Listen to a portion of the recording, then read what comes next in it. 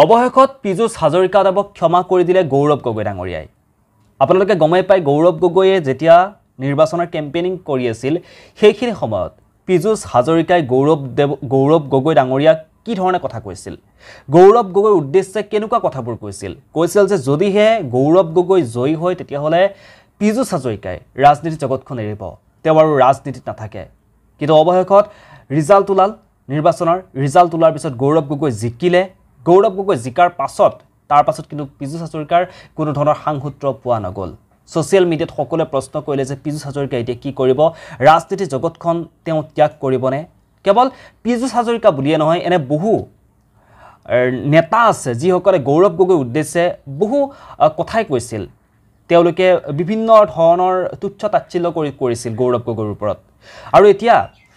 ডাঙৰ খবৰটো আহি পৰিছে, সেই খবৰটোৱে হৈছে যে গৌৰৱ গগৈ ডাঙৰীয়াই পীযুষ হাজৰিকাদেৱক ক্ষমা কৰি দিলে। আচলতে ক্ষমা হৈছে আমাৰ সকলোতকৈ এটা ডাঙৰ গুণ, কোনোবা এজন মানুহক ক্ষমা কৰিব পৰাটো। কোনোবা এজন যিহেতু মানুহ মাত্ৰেই ভুল হয়, পীযুষ হাজৰিকাদেৱে তেওঁ কথাত কথা লাগি তেনেকুৱা এটা বাক্যবান এৰি দিলে। মই আগৰ ভিডিঅ'টোত কৈছিলোঁ যে আমাৰ শব্দবোৰ হৈছে ব্ৰহ্মা। আমি যিবোৰ কথা কওঁ যেতিয়া এবাৰ ওলাই যোৱাৰ পিছত সেই বস্তুটো আমি ৰিপিট কৰি আকৌ সোমাই ল'ব নোৱাৰোঁ। যি ওলাই গ'ল সি গ'লেই। গতিকে কথাবোৰ কওঁতে তাৰ বাবে মই আগৰ ভিডিঅ'টোত কৈছোঁ যে মানুহে চালি জাৰি কথাবোৰ চাই কোৱাটো ভাল।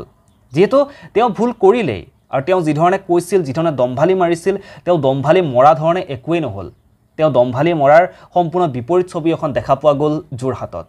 তাৰ পাছত এতিয়া গৌৰৱ গগৈয়ে যেতিয়া কথাবোৰ গম পালে, গৌৰৱ গগৈৰ ওচৰত যেতিয়া সাংবাদিকসকলে আহি সুধিছে যে আপোনাকতো যদি আপুনি ৰাজনীতিত জয়লাভ কৰে, মানে নিৰ্বাচনত যদি আপুনি জয়লাভ কৰে, তেতিয়াহ'লে পীযুষ হাজৰিকাদেৱে কৈছিল যে তেওঁ ৰাজনীতি জগতখন ত্যাগ কৰিব। তেতিয়া গৌৰৱ গগৈ ডাঙৰীয়াই কৈছে তেওঁ ৰাজনীতি জগতখন কিয় ত্যাগ কৰিব লাগে, তেওঁ ৰাজনীতি জগতখন ত্যাগ কৰিব নালাগে, বৰঞ্চ তেওঁ আহক, তেওঁক নিমন্ত্ৰণহে জনাইছোঁ। যোৰহাটলৈ আহক, শিৱসাগৰলৈ আহক, তেওঁ আহক, তেওঁ নিমন্ত্ৰণ জনাইছে। গতিকে ইয়াৰ পৰাই মানুহজনৰ যি অমায়িকতা, মানুহজনৰ সেই অমায়িকতাটো প্ৰকাশ পায়। আচলতে বহুতে ক'ব, কাৰণ মই গৌৰৱ গগৈৰ ওপৰত বহুকেইটা ভিডিঅ' বনাইছোঁ, এতিয়া বহুতে ক'ব যে মই কোনোবা এটা ব্যক্তিগত বিশেষ এটা দলৰ গমে পাইছে সেই দলটোৰ দালালি বুলি বহুতে গালি পাৰে, বহুতে ক'ব বিচাৰে যে ই অমুক দলৰ ইমান প্ৰচাৰ কৰি আছে, টকা খাইছে নেকি, অমুক খাইছে নেকি, তমুক খাইছে নেকি, বিভিন্ন ধৰণৰ মন্তব্য দিব পাৰে। বহুতে বেয়া বেয়িকে লিখেও তেনেকুৱাকৈ কোনোবা এটা দলৰ বিশেষকৈ প্ৰচাৰ কৰি থকা হয়, বহুতে দালাল বুলিও কয়। কিন্তু এটা কথাই কওঁ যে মই আচলতে কোনো দলৰ এটা প্ৰচাৰ কৰিবলৈ অহা নাই, কোনো দলৰ মই এটা নামেই উল্লেখ কৰা নাই। যেতিয়া মানুহ এজনৰ ব্যক্তিত্ববোৰ ভাল লাগে, আচলতে গৌৰৱ গগৈ ডাঙৰীয়াৰ যি ব্যক্তিত্ব, তেওঁৰ যি সাহসিকতা, অসমৰ সমস্যাবোৰৰ ওপৰত মাত মাতি অহা আগতেও দেখিছোঁ। যিধৰণে মণিপুৰৰ ঘটনাটো বহুতে গাপ দিবলৈ চেষ্টা কৰিছিল, কিন্তু সেই মণিপুৰৰ ঘটনাটোৰ ওপৰত গৌৰৱ গগৈ ডাঙৰীয়া সেইখিনি সময়ত তেওঁ সদনত মাত মাতিছিল। তেওঁ যিধৰণে গৰজি উঠিছিল, সেই সমস্যাসমূহ যিধৰণে তেওঁ দাঙি ধৰিবলৈ চেষ্টা কৰিছিল, সঁচাকৈ সেইটো কাৰণে খুব ভাল লাগে। আৰু তেওঁৰ যি অমায়িকতা, তেওঁ যিধৰণে মানুহক কথাবোৰ কয়, নিৰ্বাচনৰ সময়তে আপোনালোকে দেখিছে ৰাইজৰ মাজত তেওঁ কি ধৰণে কেম্পেইনিং চলাইছে, কি ধৰণে ৰাইজৰ লগত তেওঁ মিলি গৈছে, কাকো তেওঁ তুচ্ছ তাচ্ছিল্য কৰা, তেওঁক যিধৰণে মানুহবোৰে আক্ৰমণ কৰিছে, কিন্তু তেওঁ কাকোকেই আক্ৰমণ কৰা নাছিল। তেওঁ সুন্দৰকৈ তেওঁ নিজৰ কামবোৰ কৰি গৈছে। গতিকে এই গুণবোৰে মানুহজনৰ এনেধৰণৰ গুণবোৰে আকৰ্ষিত কৰে আৰু আকৰ্ষিত কৰে। আচলতে সেইটো মই বুলিয়ে নহয়, সকলোৱে বৰ্তমান বুজি পোৱা হৈছে, সকলোৱে বৰ্তমান গম, কাৰণ বৰ্তমান সময়ত সকলোৱে নিজৰ বিবেক বুদ্ধি আছে, নিজৰ বিবেক বুদ্ধিবোৰ খটুৱাইছে। কেতিয়াবা হয়তো মানুহৰ মাজত ভুল হৈ যায়, হয়তো কেতিয়াবা আমাৰ ভুল সিদ্ধান্ত লৈছিল কোনোবাই, কিন্তু এতিয়া ক'ব লাগিব যে বহুতে এতিয়া কৈছে যে যোৰহাট সমষ্টিবাসীয়ে কিন্তু এইবাৰ যিটো সিদ্ধান্ত লৈছে, এইবাৰ কিন্তু এটা ভাল সিদ্ধান্তই লৈছে। বাকী সময়ত গম পোৱা যাব যে সময়ত কি হয়, সময়ত সকলোবোৰ কথা গম পোৱা যাব। গতিকে এইটো ভাল খবৰটো আহি পৰিছে যে এইটোৱে হৈছে সকলোতকৈ ডাঙৰ এটা খবৰ, কাৰণ ক্ষমা কৰিব পৰাটোৱে হৈছে সকলোতকৈ ডাঙৰ গুণ। আজি যদি গৌৰৱ গগৈয়ে তেওঁক ক্ষমা কৰি দিছে, কিন্তু আন তেনেকুৱা বহু দম্ভালি মৰা বহু নেতা আছে, তেওঁলোক যদি থাকিল হয়, গৌৰৱ গগৈৰ ঠাইত যদি তেওঁলোক থাকিল হয়, তেতিয়াহ'লে তেওঁলোকে কিন্তু ওলোটাই সেই মানুহজনকে, সেই নেতাজনকে বেলেগ এটা কথা ক'লে হয়, বেলেগ এটা উত্তৰ দিলে হয়, সেই মানুহজনে মানে ক্ষমা কৰি নিদিলে হয় মুঠৰ ওপৰত। কিন্তু গৌৰৱ গগৈ যি সৰলতা, তেওঁৰ অন্তৰখন যিহেতু বহল, কাৰণ তৰুণ গগৈদেৱৰ পুত্ৰ, তৰুণ গগৈদেৱে যিজন মানুহক ভাত খুৱাই দিছিল, সেই মানুহজনে তৰুণ গগৈৰ আঙুলি কামুৰি ছিঙি পেলালে, সেইজন তৰুণ গগৈদেৱকে। কালি মই এটা ভিডিঅ' দেখিলোঁ, ভিডিঅ'টোত কৈছে, এজন ৰাজনৈতিক নেতাই কৈছে, তেওঁ কৈছে যে এটা সময়ত তৰুণ গগৈদেৱক কন্দুৱাইছিল আৰু এতিয়া তেওঁ কান্দিব লাগিব। তৰুণ গগৈদেৱক কোনে কন্দুৱাইছিল? আপোনালোকক মই হয়তো কোৱাৰ প্ৰয়োজন নাই আপোনালোকে হয়তো সকলোৱে গম পায় যে তৰুণ গগৈদেৱক কোনে কন্দুৱাইছিল আৰু এতিয়া যিজনে কন্দুৱাইছিল এতিয়া তেওঁ কান্দিবলৈ সময় আহিছে তেওঁ এতিয়া কান্দিব 2026ত আপোনালোকে গম পাব গোটেইবোৰ ৰিজাল্ট 2026ত কেনেকুৱা এটা ৰিজাল্ট হয় কি হয় সেয়া লক্ষ্য কৰিবলগীয়া হ'ব গতিকে আমি অপেক্ষা কৰিম 2026ত কেনেকুৱা ধৰণৰ ৰিজাল্ট আহে আপোনালোকৰ মতামতবোৰ আপোনালোকে কমেণ্ট বক্সত কমেণ্ট কৰি জনাবৰ কাৰণে একেবাৰে নাপাহৰিব গতিকে মানুহে কয় যে সকলোৰে দিন একেই নাযায়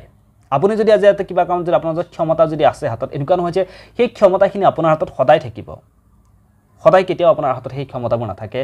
এদিন নহয় এদিন সেই ক্ষমতাবোৰ আমাৰ হাতৰ পৰা গুচি যায় গতিকে আমাৰ হাতত যেতিয়া ক্ষমতা থাকে আমাৰ হাতত যেতিয়া টকা পইচাবোৰ থাকে সেইখিনি সময়ত আমি আসলে মানুহবোৰৰ লগত আমাৰ ওচৰ পাজৰ যিখিনি মানুহ আছে মানুহখিনিৰ লগত আমি কি ধৰণে চলিছো সেইটো সকলোতকৈ ডাঙৰ গুৰুত্বপূৰ্ণ কথা যদি সেইখিনি সময়ত আমাৰ ক্ষমতা আছে বাবে এইবোৰ যদি আমি আমাতকৈ নিম্ন চাপৰ মানুহখিনিক যদি আমি একেও বুলিয়ে গণ্য নকৰোঁ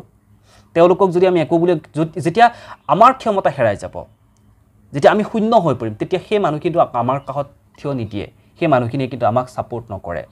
আৰু যদি আপুনি আজি কাৰোবাক দুখ দিছে গতিকে সেই মানুহজনক যদি আজি আপুনি দুখ দিব এটা সময়ত সেই বস্তুবোৰ ৰিপিট হ'ব মানে কয় ন কৰ্মৰ ফল বুলিকে কৰ্মৰ ফল গতিকে আপুনি আজি কাৰোবাক দুখ দিছে আপুনি কোনোবা আপোনাক সহায় কৰিছে আপোনাক একেবাৰে দেহে কেহে লাগি কোনোবা আপোনাক সহায় কৰিছে আপোনাক সহায় কৰা মানুহজনকে আপুনি উপলুঙা কৰিছে আপোনাক সহায় কৰা মানুহজনকে আপুনি বিপদত পেলাইছে আপুনি ভাবিছে নেকি যে আপুনি তেওঁক বিপদত পেলাই তেওঁক কিবা এটা সমস্যাত পেলাই আপুনি উৰেটো জীৱন সুখী থাকিব পাৰিব তেওঁ কৰবাত কিবা কাম এটাত আপুনি পৰাজিত কৰি আপুনি গোটেই জীৱনটো জয়ী হৈ থাকিব আপুনি গোটেই জীৱনটো ৰজা হৈ থাকিব পাৰিব কেতিয়াও নহয় সদায় জীৱনটো এটা চকৰিৰ দৰে ঘূৰি থাকে কাৰ কেতিয়া কি হয় কেতিয়াবা সুখ আহিব কেতিয়াবা দুখ আহিব দিনবোৰ কালবোৰ সময়বোৰ একেদৰে নাযায় গতিকে সময় থাকোতে সেইবাবে